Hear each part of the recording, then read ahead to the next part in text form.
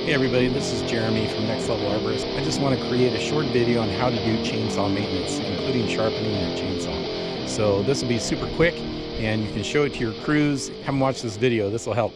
Okay, we're going to demonstrate on this Echo 590 Timberwolf. I really like Echo just because of durability, easy to start, easy to maintain, especially if you have crews of guys who run over chainsaws occasionally or drop a log on them. So, all right, here's what we do. Number one, always fill both the gas and the oil. Okay, we got 2-stroke mixed gas in here. We fill that guy up like so. Okay, you make sure that the oil is also, the bar and chain oil is also filled up every time. Okay, and make sure you don't confuse those, right? Sometimes guys confuse those and that's no fun. So you fill up your bar and chain oil every time so that you never run out of chain oil. Okay, and sometimes those will deplete disproportionately, and so you want to make sure you fill that guy every time. And if you got the extra goo, make sure that runs down the chain and on the bar, because that's extra lubrication. And do it in the dirt, not in the grass or somebody's landscape. I think I'm going to take this apart just to clean it out too, because you occasionally want to clean out the inside of your compartment so that it's moving freely and also just clear of debris so you don't have too much crap all in there. So you remove the bar. And by the way, if your chainsaw is starting to cut half moons or cutting crooked or binding up, or you start smoking your cut, then it's probably not so much that you have a dull chain, although that could be the problem, but that's easy to identify. But what's often not identified is that you have a burr on your bar. What can happen a lot of times is this bar gets so hot that this metal on the outer edge begins to flare outward on both sides. And that flare can actually make the bar wider than the chain. Okay, so if you're getting that, you got to check it. And the best way to check it is just by using your fingernail. Go along the bar with your fingernail. And if your fingernail hooks anywhere on the bar, then you know you need to file that off. So this one's in good shape. This is a newer bar. You can see it's a little worn right there where it had a hot spot. I actually do have a little bit of a burr on the bar right there. So what I do is take a flat file, this guy, and just lightly file that off. Okay, just go across the bar like that. You can even feel it catching right there. Okay, and then the other side as well. You just file off that little bit, that little edge, until you know that burr is gone. And you can see this sap right here and a little bit of a burn mark here on the bar is also an indicator that maybe there's a little bit of a burr. A lot of times it's right around here at the sprocket where the chain comes ripping over the top and slaps here and there. Okay, so that's most often where you'll find a burr. Here you can even see it a little bit right here. It's hooking on my file. That little tiny edge right there that's shining in the sunlight. So now we got a good bar. We'll clean that guy up a little bit. You got to make sure you clean out the oiler holes here also. Make sure those get cleaned out well. Take a little piece of wire or something to clean those out. Now, sometimes this sap can build up on the bar as well and cause it to slow down through the cut, especially with oak sap. All right, so we're gonna clean this guy out. It's pretty clean already. I'm just using a piece of bark. Make sure that your oiler hole is nice and clean. You can also flip the bar over occasionally. I'm gonna flip it this time so it's upside down because I have more wear on this part of the bottom part of the bar. So I'm gonna flip it over so that it's upside down to make it wear it more evenly. All right, let's put our chain back on. Always make sure your chain's going in the right direction, right? Every rookie puts a chain on backwards, so don't feel bad about it. Even the old timers occasionally will tell you they accidentally put the chain on backwards. Oh, I gotta clean my cover out. Use a piece of bark, stick, screwdriver, file head, whatever, your nasty fingernail. All right, you want to clean those out good just to reduce the heat inside here, to keep your chainsaw from burning up too prematurely. Heat's the killer. Believe me, I've been through a lot of chainsaws.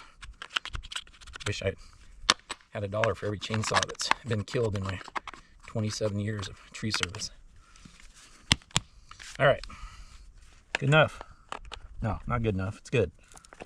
Don't ever say good enough. All right, we're gonna have to loosen this tightening screw up to get it back on properly.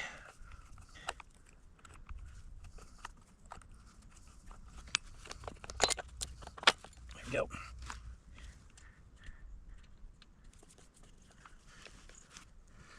Put those on there loosely to hold the thing, hold it all back together.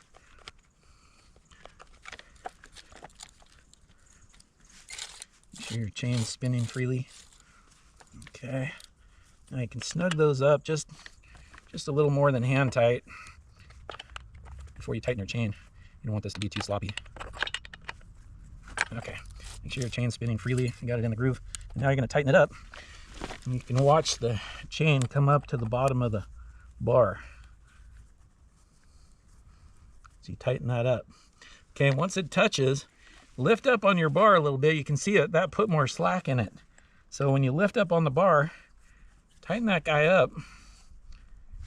And the amount you want to tighten it, like I said before, is just so that you can see the bottom of the teeth, the guides.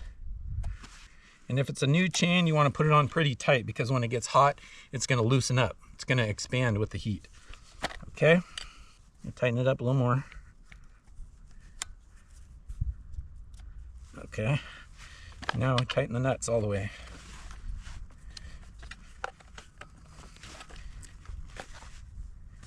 All right. Oh yeah, I like it. Now you can sharpen it while the chain's tight. Okay, make sure your chain brake is off also, otherwise that'll mess up the tension on there. So what you want to do when you're sharpening with a file, okay, there's a couple of rules. You want your file to be at an angle that's 5 degrees in the upward direction when you're coming across the tooth, and 30 degrees from perpendicular. Okay, you can also use this little line on the back of the tooth as a guide for the right angle, but you definitely never want to be at a steeper angle than that line. It's better to be flatter. In fact, I always sharpen my chainsaw a little bit flatter because it takes a bigger bite if you're a little bit more on the flat side. Okay, you don't want to be at an angle like this. All right, the line you see here is, if your file's parallel with that line, it's about right there. Okay, I like to go just slightly flatter than that. Okay, so we'll go through a few teeth. I like to put one knee down here and my foot against it because I'm pushing against my foot that's holding this bar in place. And I'm counting the number of strokes. So right there, I got 7 strokes. All right, I got a nice sharp tooth. I can feel it. I can see there's no shiny spot on the end there, so that's a sharp tooth. Okay, I slide it down, and I can see here I've got some shine on the end, which means I need to take it back just a hair. 2, 3, 4, 5, 6, 7. All right, I didn't quite get all that fuzzy part off, but that's still a really sharp tooth, so I'm gonna leave it. If some teeth are longer, like this next tooth is a little bit longer than my last one, I might give it 9 strokes instead of 7. Okay, same here. Nice. Give that one 7. Okay, and so on. So I've already sharpened a few of these teeth, so I'm going to skip over those that I already sharpened. So when you're pulling in this direction against the tooth and pulling up a little bit so that you get that front edge. If you're pushing down, then you're going to be sharpening, you're just going to be grinding down and even into the link, and you don't want to do that. Just make sure you're pulling slightly back against the tooth and even up a little bit. Now I like to spin it each time too, so that I'm using every part of my file. And when the file gets full of dust like that, you want to bang that out, okay? Use your glove to clean that out. All right, otherwise you're gonna damage your file and it won't take as big of a bite when you're filing. Yeah, I don't need extra.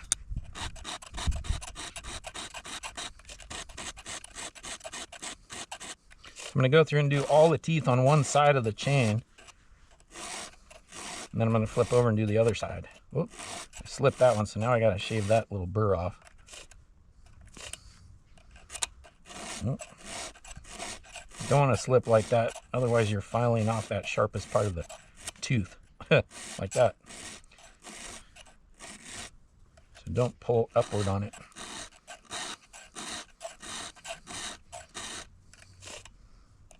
Don't do what I do. All right, that's it for that side. Now I'm going to switch over. I'm going to put my left foot against the bar and chain. And this is my strong side, okay? I'm right-handed, so I'm going to be pushing from right to left, and that's my strong side. So I want to do my weak side first and end up on my strong side. That way I'm not tired and getting lazy, right? So I'm holding it in place with my boot. And you'll see on your strong side, your teeth tend to get shorter, because you're always filing with your good side, your strong side better. So I'm going to take less strokes on this side.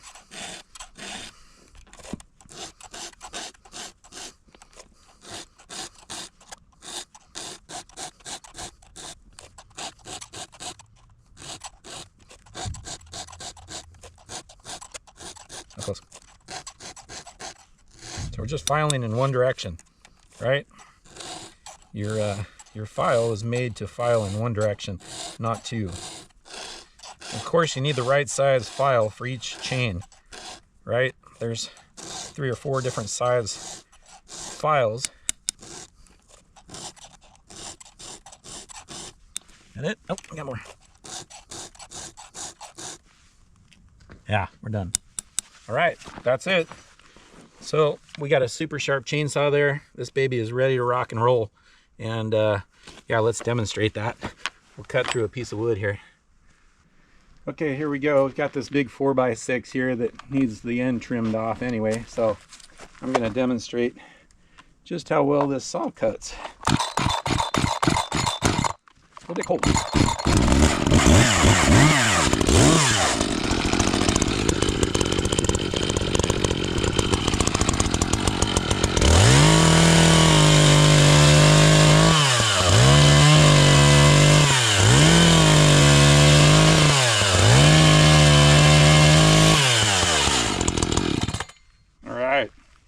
You can see, even though that was redwood, it burned through that sucker pretty fast. All right, that's how you do it, folks. Good limbing saw, good firewood saw. That's how you sharpen a chain, all on your own. All right, have a good day.